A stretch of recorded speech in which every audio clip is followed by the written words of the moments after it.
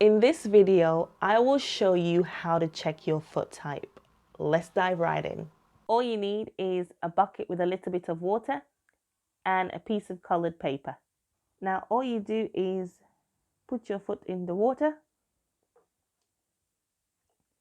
and then onto the colored paper. And just press for about 5, 4, 3, 2, 1 and lift off. And there you can see this is someone with a high arch foot. And the reason why this is because you can see very little arch here. Bonus tip, once you've dipped your foot in the water and onto the paper, it's a good idea to trace the outline like what you've seen I've done here. So if you can see more arch, meaning going this way, then the foot will be flat. And then anything in between will be a normal foot.